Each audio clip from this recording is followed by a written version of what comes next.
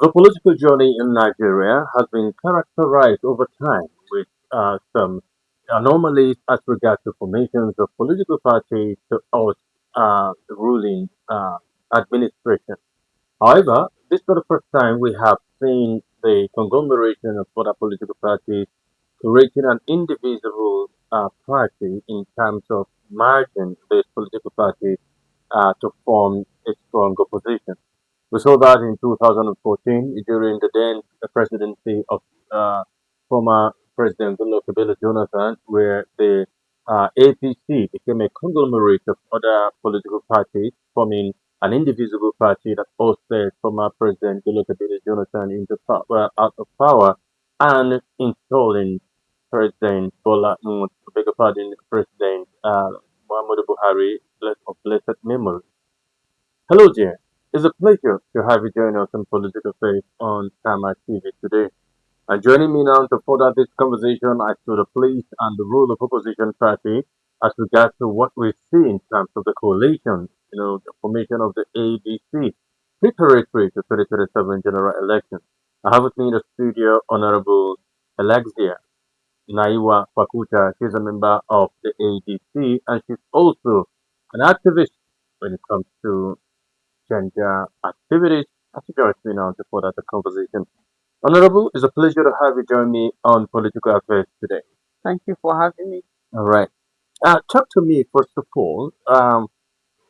What's your description on Nigeria's political journey vis-a-vis the recent policies, administrations of the APC Tinubu-led administration? Well, Nigeria came back to democracy since 1999, where we started from President Obasanjo. Well, every four political season we say we want things to be better. Mm, We keep trying as Nigerians. Things were actually getting better, though not in a kind of fast. It's not that fast, but slowly we were getting there. Fast forward to 2015, where there was change in government due to insecurity and other things. And the government of then, government of late President Muhammadu Buhari, of which Nigerians were believing that things are going to change for better. In fact, the slogan was change, mm. and Nigerians were happy, but it was not easy on Nigerians. To be honest, the ruling party, we can't just say Tinubu alone, but I mean the ruling party, APC, Nigeria has been under the government of APC, All Progressive Congress, for 10 years. And it has not been easy on Nigeria. All right. Will you say what could have informed the decision for the coalition? Can we get some, try to just oppose it with what happened in 2014, that led to the ousting of former President Goodluck Jonathan in 2016, because the formation of these, the coming together of political parties that formed the APC actually started in 2014, but ousted former President Billy Jonathan in 2015. So it was premised on certain geological factors or certain campaign slogans as well as other issues. But recently, looking at the reason for the formation of the EDC or the coalition, what could have informed that decision? Well, ADC is an existing party that people from other political parties decide to join. The case of ADC is different from the case of APC. APC was different political party come together and form a new party. Well, in ADC, it's an existing party that is adopted by other people that come from other political parties. Because in ADC, you can find people that are already in ADC like us, then people from PDP, people from APC, people from Labour, people from SDP. So the coalition of ADC is different. It's not a formation of new political party, but it's a political party That's already been adopted by existing, other. unlike the APC Yes, that came to be as a result of other political parties like the CPC and the AD. collapsing into forming a formidable political party today known as the APC. Yes, but in the case of ADC, it's people that are coming to join an existing party. That's why you see resignations online.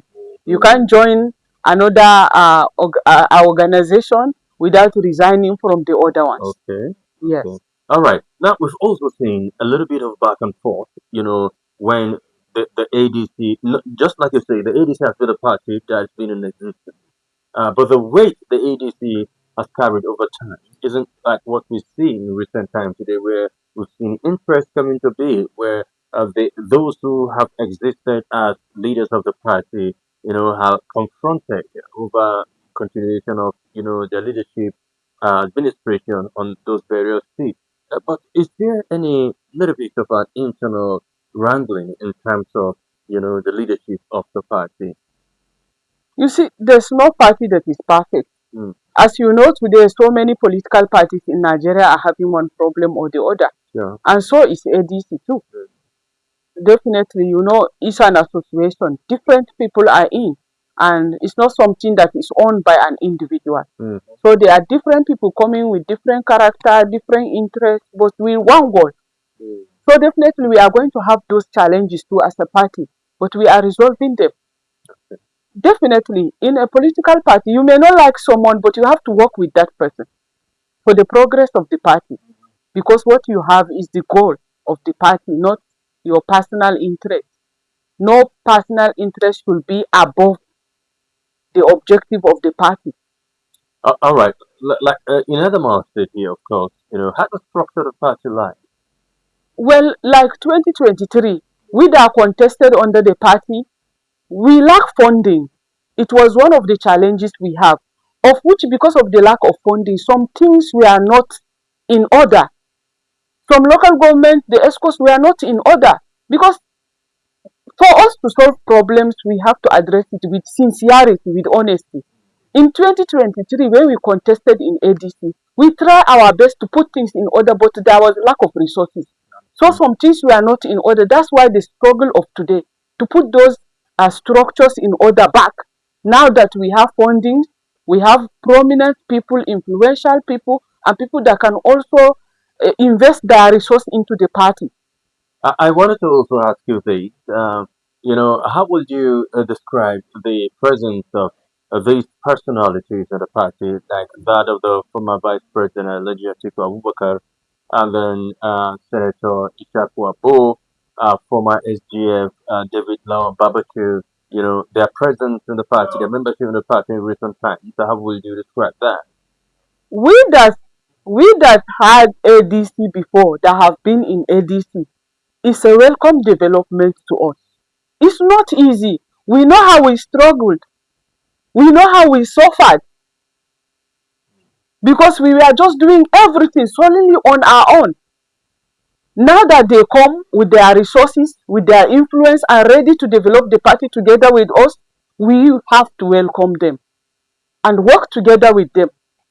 Did you welcome them into the party because of the resources they have, or you welcomed them in the party because you needed more personalities, more people in the party? We welcome them to the party because they come with the same interest we have in the party, Okay. not just their resources. The number one thing they come to say, no, we also want better Nigeria. That's why we are here. That's why we adopt this platform. And we all understand the condition of our country today. So them coming with the mind that we already have, the passion we had and work hard for, why not? We have to welcome them with open arms and rejoice with them. The ADC, seems to be like a third force, yes, in Nigerian political journey preparatory to 2027 general election.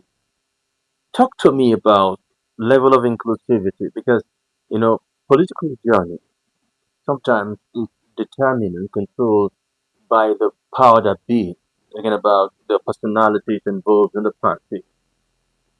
Gender inclusivity, youth inclusion, in the journey towards 2027. How has the ADC embraced the concept in terms of giving the woman, an age to venture deeper into the political journey? You see, I am beneficiary of ADC inclusivity. 2023, ADC gave 40% to the youth, 40% to women, and they gave percentage to disabled, and it's in the ADC constitution. It's one of the political parties that give the biggest platform to women and youth in Nigeria. Even today, when you check ADC structure from the national level, women and youth are involved. Okay, that's good. It's one of the things I love about ADC. The door is open for youth, the door is open for women. In fact, I remember when we are forming some interim ESCO, some people were like, this is my list, put it. But our process is not like that in ADC. Mm. It's democratic. Even when I tell you there are influential and powerful people, they didn't just come and say, put this one as my ESCO. No. It's your own people, the stakeholder from your own ward, that will now choose you and say, this is who we want for the person to And as work far for as us. all of you gearing towards achieving the same goal, right? Yes. It's not for you to just come from nowhere and say, no, I'm in ADC, I'm a big man, I have a name, I should just get everything. No. The door is open for somebody. The processes are highly democratic. All right, talk to me also. Let's broaden the conversation to the national level because, of course, what happens at the national level have a ripple effect and impact, on state level. We've seen the likes of former Senate President David Mark, who is also an influential person, you know, taking the lead as the chairman of the party, the likes of Tambuwal and others. Now, some might say these are people who have been a little bit grafted and disgruntled, in their former political parties, the People Democratic Party. And some might also view it as, okay, should they have had a chance in the PDP, they wouldn't have, as a matter of fact, decided with respect to the APC. Do you see a carryover of that vexation and, of course, dissatisfaction over the leadership of the People's Democratic Party where they belong before, using that disaffection, to creating a strong, indivisible party known as the ADC, even though it has existed over time before their coming? You see, I don't know why people are always saying that they were angry politicians that things doesn't work their way. See, why won't any sane politician that ever work for good for this country not be angry with the current situation of the country? Why do we always say the labor of our heroes past shall never be in vain? They worked hard, hoping for Nigeria to get better. But instead of us to go forward, we are going backward. Why wouldn't they be angry? Some of them are coming back from political retirement. Things are not okay. I was telling somebody that this is even beyond political party. If the Nigeria of today continue for the next 6 years, where will we find ourselves or our children? We are fighting for the soul of the country, that at least from life support it can revive and become the country that we can once again beat our chest and say, this is my country. Are you invariably saying that Nigeria is in an intensive care unit? Of You're talking about course life we support. are. Can we lie to But ourselves? Are we not? what is the ADC bringing it on board that is different from what the ruling APC has brought, as well as the PDP that has existed before time? Because they say a lot of people are saying that these are birds of the same feather. Politicians always remain politicians as a Birds of political the same party. feathers. Political parties do not have a unique ideology, When right? they were in government, was Nigeria in this state? Was Nigeria not growing? Yes, Nigeria was growing, not on a speedy level, but Nigeria was getting better. And we are in 2025. Some of them had plans when they were in office that by 2025 Nigeria should reach certain level. And by 2025 Nigeria is taken back to 1960. Are you saying the country is, should have been much better than what it is now? Why are we still talking about hunger? We are still talking about our safety. We are still talking about better education till today. All right, I will allow you to catch your breath for the short while. We'll come back, but I also want you to ponder on this. There is no nation that can develop, grow above what it is, currently, without having a serene environment. We'll look at the rising case of insecurity and what the ADC proposed to do when assumed office. So you'll ponder on this and we'll come back on the short time. Well, you're watching Political Affairs on Kama TV. Of course, I've been speaking with Honorable Electia Naiwa Fakuta. She is a member of the EDC as well as a woman activist, and she has been furthering the conversation. For those of you following us live on our Facebook page, you can as well send your comments, suggestions, questions, as well as compliments on the comment section on our Facebook page. Let's take a short break. We'll be back in a moment.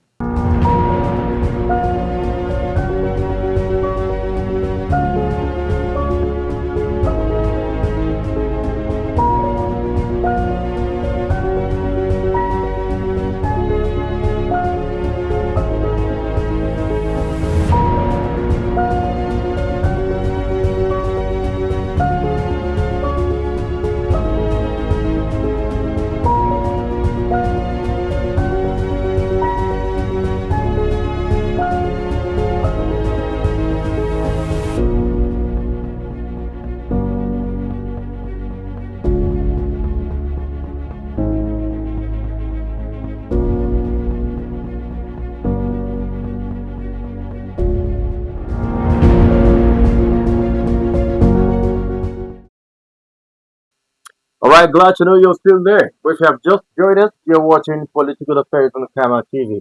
I'll be discussing the state of the nation with Honorable Helaktia Naiwa Fakuta. She's a member of the EDC. Interesting conversation on the first page of this episode. Of course, you understand that there's more to talk about than what meets the eye.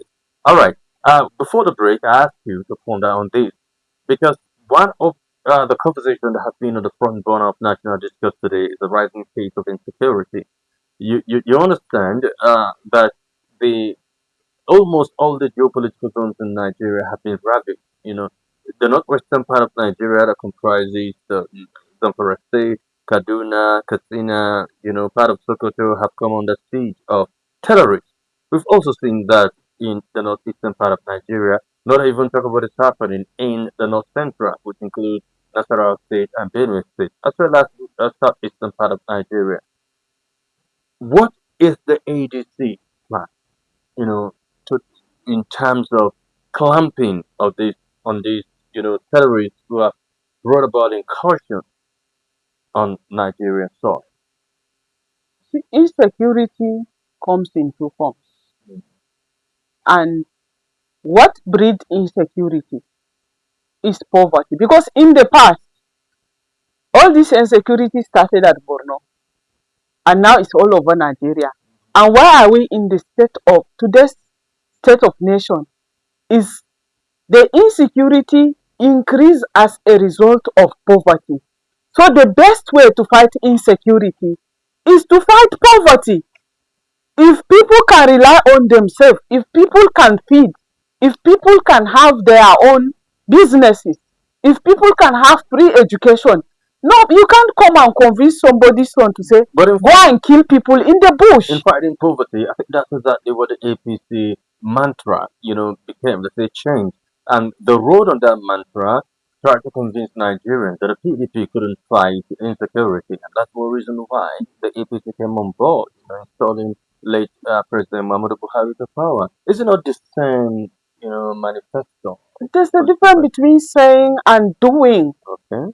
And they said they are going to stop the insecurity, of which we are from Northeast.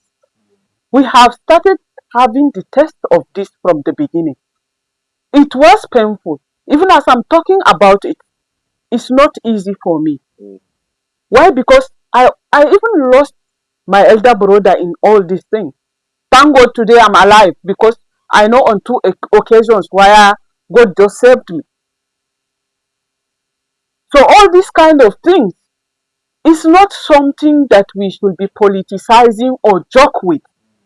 And in ADC, the best way to start addressing this insecurity is by going to the root cause. Where are these things coming from? Where is it starting from? What is causing the insecurity? Why is it that today you catch You catch children, so many young children, and say, they are repentant bandits, and tomorrow they go back to the bush. They come back, there's no even food for them to eat. Because once poverty is increasing, the insecurity increase too. So are you calling on the kinetic approach to deal with They are insecurity? proportional to each other. If people can even feed themselves, if people can have the free education, if people can go about their businesses, there is no way this insecurity business can thrive among people. Because somebody will say, get away, I'm not following you, I'm not killing people, I have what I'm doing. But look at it today. How many youth have even work to do? How many percentage of our graduates are having work? How many of them learn handwork? How many of them have even access to loan to start a business? How many of them have access to acquire skills? So are you invariably questioning the policies of the Tinubu-led administration in terms of alleviating poverty and then clamping down on, you know, non-state actors that feel, the ambience of insecurity? See, it's one thing for the sitting government to go and just get statistics, come on TV and be telling people this is what is going on. And it's another thing for people to experience what they are practically seeing day by day. Because federal government put in statistics there, people are passing through it. Because you tell me everybody have car in my village on TV doesn't mean that when you go to my village you see everybody driving car. So we shouldn't fool ourselves. People are passing through a lot. Somebody say food is down apart from grain. Is there any food item you go to shop that they will tell you the price have gone down? Even sweet, nothing. So why should we are not we are not blind and we are not deaf. We are seeing what is going on. So many graduates are not employed. There's no work, no job opportunity, no way to acquire skills, no way to even obtain loan. If I say I want to do business now, where can I get loan? But if you go on the media, they'll say federal government create this, you can go and obtain loan. But when you go there, you can't get anything. Why will you tell a fresh Mm. graduate to bring collateral? His father's house? All right, I understand. Of course, we have limited time, but it's just the first, part one of the conversation. Will definitely build, another episode for this conversation. But before then, in the next 30 seconds, I also want you to comment on this. I understand that there has been this campaign to sensitize the electoral umpire, talking about INEC, you know, and from the executive, they have the prerogative power to appoint, that's the presidency has the prerogative power to appoint the INEC board. We'll also look at judicial jurisprudence, uh, purging the judiciary from certain, you know, anomaly. Is the ADC considering, and factoring this to power into the conversation, in your context of, the conversation about purging INEC as well as the judiciary, including the legislature? It's the issue of electoral reform is everything that every Nigerian should put hand on deck for it. This is not just about the ruling government. Mm. It's about us. So many people are broken-hearted from 2023 election, whereby they know who they went in mass and went and vote, and they know who was declared a winner. I know so many people that I'm never going to vote again. I will not engage politically. I'm not going to waste my time. So it broke people and it made so many people give up on the system. But the truth is that we have to fix it. And towards the 2027, I hope that when the time comes, we come out in mass to demand for electoral reform because it has to be in place. We can't allow the crooked system that will make the people, especially the ruling party, to get away with criminality. It's wrong. All right. We can't pretend to lie to ourselves. We need this change. We need the INEC need to be fixed. We need electoral reform. We can't continue with what is on the ground. All right. Well, I would have asked you for time constraint that, of course, the electoral reform and the constitution, whether or not it needs to be altered and improved upon. Anyway, Honorable Helaxia Naiwa Fakuta, member of the ADC and a woman activist, thank you so very much for having you on Political Affairs today. My pleasure. Looking forward to seeing more of you again. Thank All right, that's our show for today, viewers. Thank you so very much. Join us again same time, same station as we come with a fresh edition of the program. And for those of you following us on the Facebook page, you can as well send your comments on the comment section. Thank you for being part of the show. My name is Chris Jacob. God bless Nigeria.